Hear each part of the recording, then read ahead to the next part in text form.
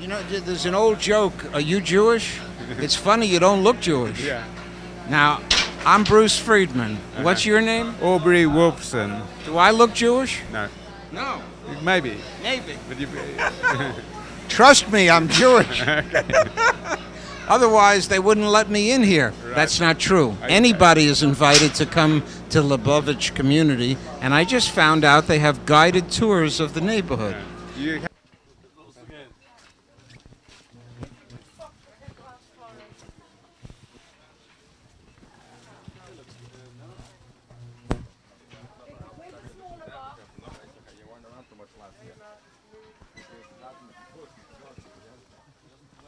Aren't you Rabbi Yosef Katzman? I wouldn't know. Okay. I never saw me. never look in the mirror. He denies everything. He wasn't there. He didn't see anything. He doesn't know. We are right now in the Shmura Matzah Bakery where they bake matzahs by hand. The entire process is done by hand. No machinery involved in any of this process. It's special flour, it's what's from when it's cut, it's kept. Now the flour comes That's the in flour. on the right. Right. Where does the water come in? The water is special water. It's special wall water, and then I get it together, and I mix it, and then we divide it for pieces, and we give it to the ladies, and everybody make a matzah, and that's called Heights+Matzoh, garden matzah. How long has this particular bakery been in operation? This bakery is about 50 years old probably. They started off in the Lower East Side and they moved here about 35 years ago. This is incredible. I mean, you know, it's like a little compact factory, and everything is done, and you know, there's no room. There's people on all sides, right? Such an assembly line. It's so like I don't know how to say it, but it's so like perfect, and it's right. Now, how long has this factory been going on? a long time. My dad was a kid. He's an old man, so. In other words, you just said that your father was doing this before you were born, right? Yep. And you said he's an old man. He's not an old man. How old is he? He's in his 40s. It's a good thing because, you know, I'm closer to your age, plus his age. But I don't have a beard, so you can't tell. Because it's not enough. Moshiach now. California, Florida, Boston, everywhere. But usually the Lubavitch people, Wasser. Come on. Vasa, I know, that means water. Right. Water, okay, here comes the water. But Now, there's a lot of people in the Brooklyn audience that certainly know what Pesach is, but they may not know why you're baking unleavened bread. What's the story? There was the escape from Egypt, right? Well, there are a few reasons. The main reason is because God said so. That's the reason we do it. But it also has a commemorative aspect to it. Now, the other word for matzah, of course, is unleavened bread. Because can you tell us the story of Passover and why there was no time for the bread to be baked? my English is not so good. I can tell you my broken English if you want. I'm listening.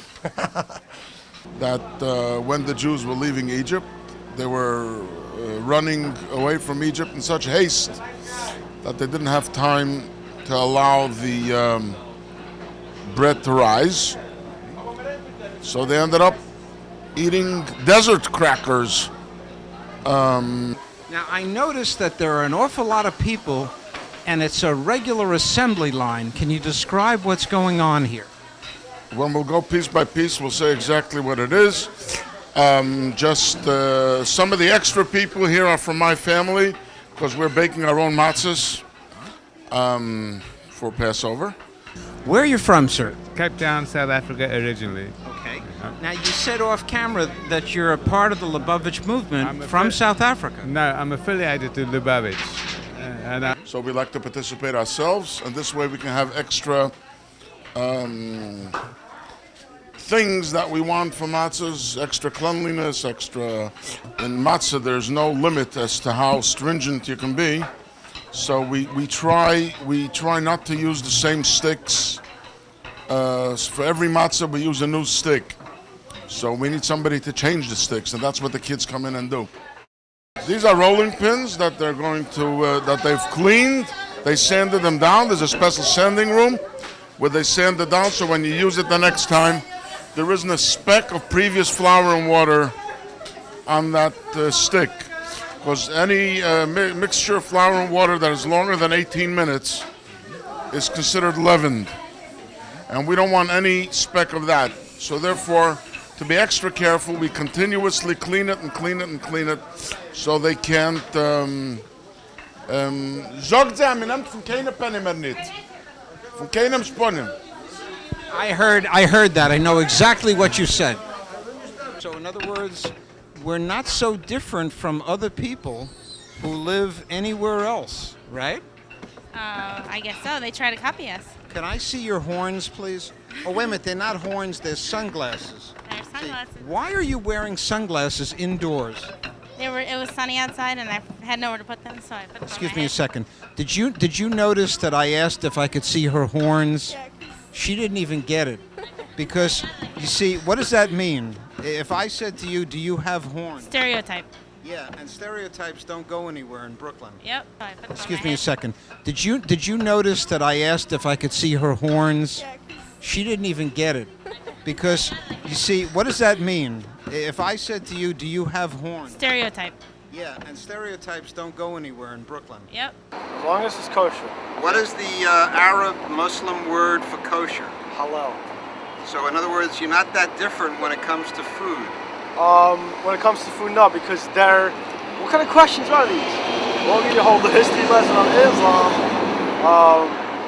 Their Quran is based on Judaism, so they get the idea from halal from kosher, and they got a lot of customs. Well, that's And not they a won't bad deny it. question. That's a very, very valid point. You're right. For a young guy, you're not so stupid. No, I'm not. That's what I'm not. How old are you? 18. Okay.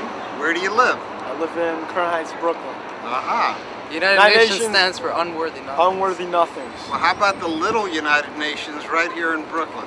I don't know really much about them, so. It's very simple. Okay. You live next door to other people. You sample their food, right? No, not really. And you don't mind living next door to the chef as long as it's kosher. DIVERSITY.